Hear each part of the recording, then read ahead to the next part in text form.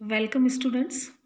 मैं विश्वप्रभा गुप्ता, सह आचार्य अर्थशास्त्र, राजकीय डूंगर महाविद्यालय, बीकानेर, राजस्थान से BA part second, economics, paper second, भारतीय अर्थव्यवस्था की क्लास में आज हम ले रहे हैं भारत में आर्थिक सुधार व नई आर्थिक नीति, economics reforms in India and new economic policy.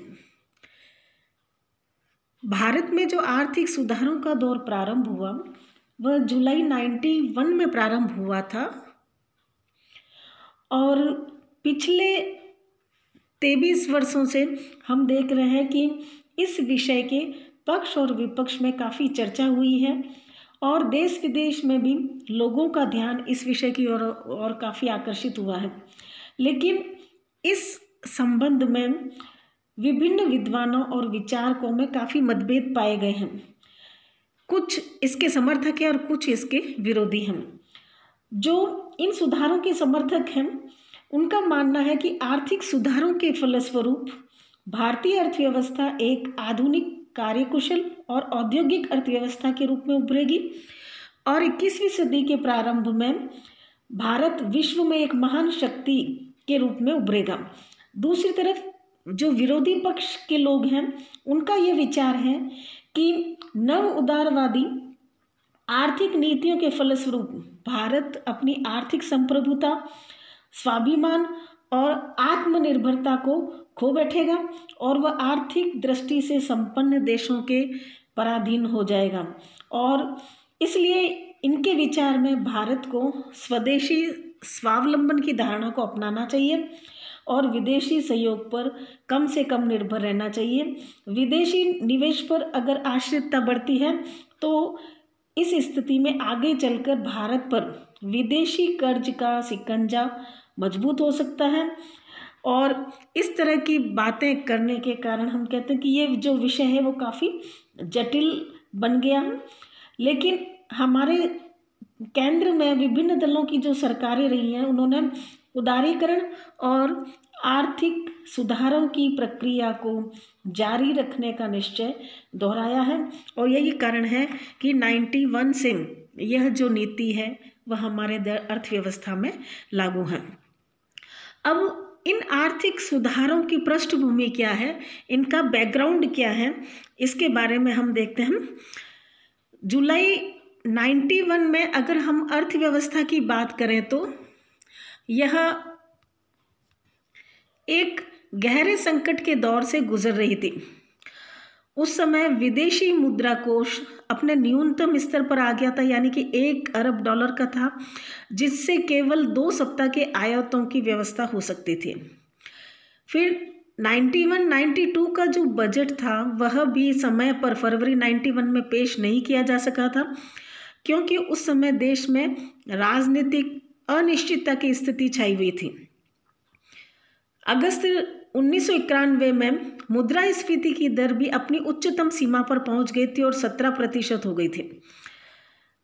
अंतर्राष्ट्रीय समुदाय का भारतीय अर्थव्यवस्था में जो विश्वास था वह भी डगमगाने लगा था।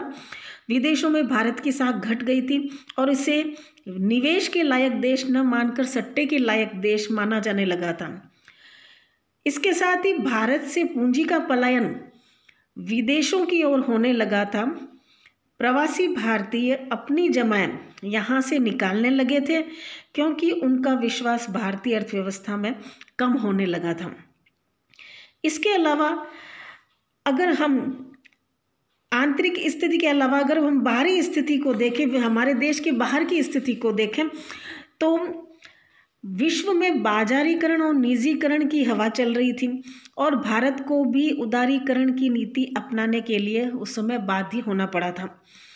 सोवियत संघ का राजनीतिक विघटन हो चुका था और पूर्वी यूरोप की समाजवादी अर्थव्यवस्थाएं भी बाजारोन्मुख होने लगी थी।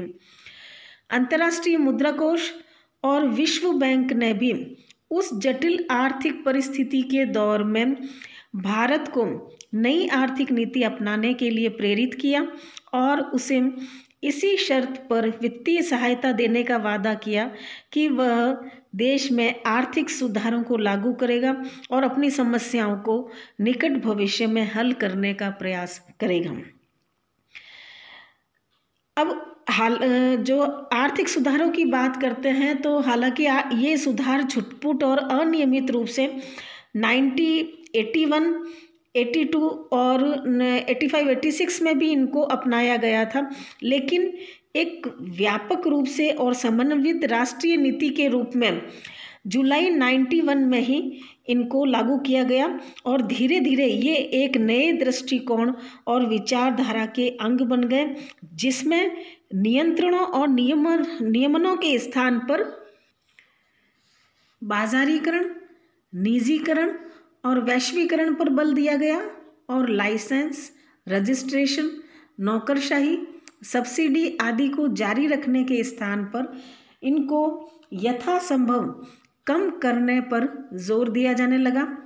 कुल मिलाकर नई आर्थिक नीति को बाजार मैत्रीपूर्ण यानी कि मार्केट फ्रेंडली कहा जा सकता है। इसके अंतर्गत प्रमुख आर्थिक निर्णय उद्यमकर्ताओं और बाजार पर छोड़े जाते हैं और रिसोर्स एलोकेशन जो होता है, साधन आवंटन जो होता है, वह प्राइस मैकेनिज्म के माध्यम से मांग और पूर्ति की शक्तियों के संतुलन से निर्धारित किया जाता है। आर्थिक जीवन में जो सरकार का रोल है, सरकार की जो भूमिका है, उसको कम से कम करने का प्रयास किया जाता है, यानी कि उसको सीमित करने का प्रयास किया जाता है।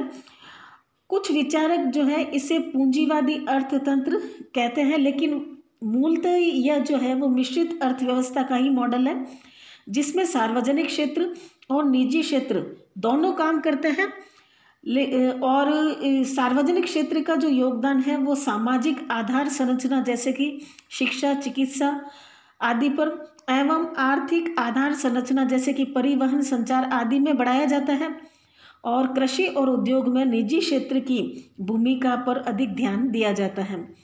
विद्युत क्षेत्र में भी निजी क्षेत्र को अधिक स्थान दिया जाता है और आर्थिक नियोजन जो है वह इस स्थिति में संकेतात्मक बन जाता है, इंडिकेटिव बन जाता है और व्यापक नहीं रह पाता। अर्थव्यवस्था में आंतरिक और बाह्य स्पर्धा, कार्यकुशलता, आधुनिकीकरण, वैश्वीकरण आदि पर बल दिया जाता है। इसके अंतर्गत भारत में विदेशी निजी कंपनियों का निवेश बढ़ाया गया है, यानी कि अर्थव्यवस्था में खुलापन लाने का प्रयास किया गया है। भारतीय कंपनियां विदेशी बाजारों में अधिक मात्रा में कर्ज लेने लगी हैं। इस प्रकार भारतीय अर्थव्यवस्था का विश्व की अर्थव्यवस्था से एकीकरण और जुड़ाव का मार्ग प्रशस्त हुआ है। अब हम लेते हैं कि भारत में जो आर्थिक सुधार लागू किए गए, इनके उद्देश्य क्या थे। ऑब्जेक्टिव ऑफ इकोनॉमिक रिफॉर्म्स, सबसे पहला जो मूल उद्देश्य है वह है कि भारतीयों के जीवन की गुणवत्ता यानी कि क्वालिटी ऑफ लाइफ में तेजी से और स्थायी रूप से सुधार लाना है। इसके लिए आय और उत्पादक रोजगार में वृद्धि करना आवश्यक माना गया। हमारे देश में करोड़ों लोग अत्यधिक गरीब हैं, उन्हें गरीबी से मुक्त करने के लिए कृषि, उद्योग और सेवा सभी क्षेत्रों में आय और रोजगार बढ़ाने के लिए आवश्यक जो है कदम उठाने की आवश्यकता महसूस की गई।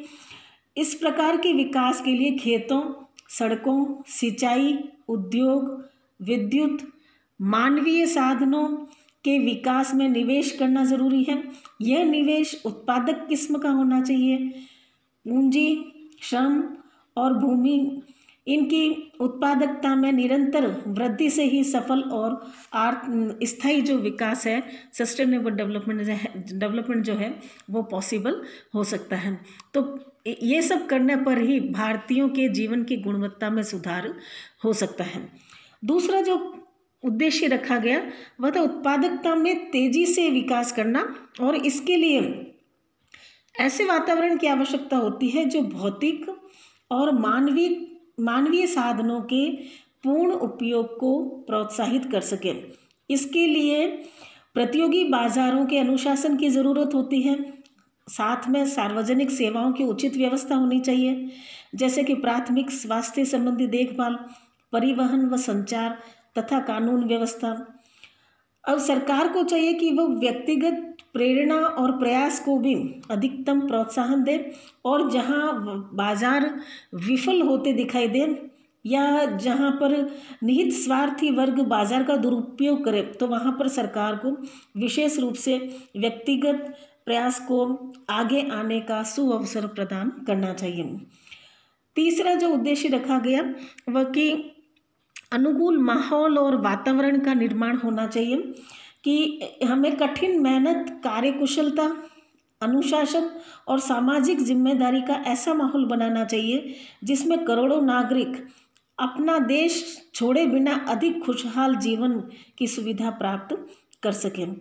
तो इस तरह से चीन, इंडोनेशिया, कोरिया, थाईलैंड, मलेशिया आदि देशों की भांति भारत ने भी आर्थिक सुधारों के माध्यम से अपने देशवासियों का जीवन स्तर ऊंचा करने का मार्ग अपनाया है, और सुधारों की यह प्रक्रिया काफ़ी वर्षों तक जारी रहेगी।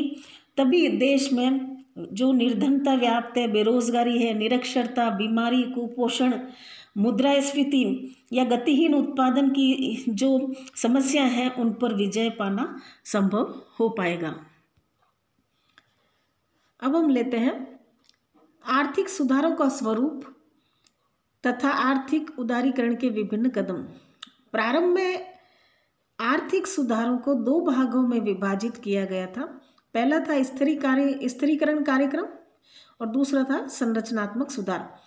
जो स्थिरीकरण कार्यक्रम था यह जो है वह अल्पकालीन और इसमें मांग प्रबंध पर बल दिया गया, यानी कि डिमांड मैनेजमेंट पर अधिक जोर दिया गया। इसमें राजकोषीय घाटे को कम करके मूल्य स्थिरता प्राप्त करने का प्रयास किया जाता है। राजकोषीय घाटे का अगर हमें अनुमान लगाना है तो केंद्र सरकार के कुल व्यय में से राजस्व प्राप्तियां यानी कि रेवेन्यू रिसीव्स, पुराने कर्ज की रिकवरी की राशि और जो अन्य प्राप्तियां हैं जैसे कि डिसइन्वेस्टमेंट या सार्वजनिक क्षेत्र के शेयरों की बिक्री से जो प्राप्त राशियां हैं उनको घटा दिया जाता है। जब राजकोषीय घाटा ज़्यादा होता है तो अर्थव्यवस्था में असंतुलन उत्पन्न होता है और मुद्रा की पूर्ति में अत्यधिक वृद्धि होती है और मुद्रास्फीति की जो समस्या है वह उग्र रूप धारण कर लेती है। साथ ही राजकोषीय घाटे का भुगतान संतुलन से भी संबंध होता है। भुगतान असंतुलन प्रमुखतः व्यापार के घाटे से उत्पन्न होता है। चालू खाते में घाटे की पूर्ति के लिए विदेशों से कर्ज लेना पड़ता है जिससे ब्याज की देनदारी बढ़ जाती है और इसी के कारण राजकोषीय घाटा भी बढ़ जाता है। अंतर्राष्ट्रीय मुद्रा कोष ने भी जब भारत की आर्थिक सहायता और कर्ज दिया तो इसी शर्त पर मंजूर किया था कि भारत राजकोषीय घाटे को जीडीपी के अनुपात के रूप में कम करने का प्रयास करेगा। अब दूसरा जो इसमें भाग है वह है आर्थिक सुधारों का ढांचागत या संरचनात्मक सुधारों का भाग। इसमें पूर्ति प्रबंधन पर जोर दिया जाता है, यानी कि इसके अंतर्गत मध्यम काल में जो कम से कम 5 वर्ष का होता है विभिन्न क्षेत्रों में सुधार और नीति परिवर्तन करके उत्पादन को बढ़ाने और पूर्ति में वृद्धि करने पर जोर दिया जाता है। इसके लिए उद्योग, विदेशी व्यापार, राजकोषीय प्रबंध, बैंकिंग व बीमा, वित्तीय संस्थाओं की नीतियों, कृषि, श्रम आदि क्षेत्रों में आवश्यक परिवर्तन करके वस्तुओं व सेवाओं की पूर्ति को बढ़ाने पर बल दिया जाता है। इन सुधारों में परस्पर संबंध होता है, यानी कि स्थिरीकरण और जो ढांचागत सुधार है यानी कि जो स्ट्रक्चरल सुधार है उनमें आपस में संबंध होता है और ये एक दूसरे के पूरक होते हैं, प्रतियोगी नहीं होते। लेकिन स्थिरीकरण कार्यक्रम जब पूरा हो जाता है तभी जो है ढांचागत सुधारों को लागू करने में ज़्यादा आसानी होती है और भारत में ये दोनों भाग एक साथ लागू किए गए। तो इस तरह से हम देखते हैं कि भारत में आर्थिक सुधारों का स्वरूप रखा गया। अब इसके संबंध में क्या क्या कदम उठाए गए उनको हम नेक्स्ट क्लास में लेंगे। Thank you.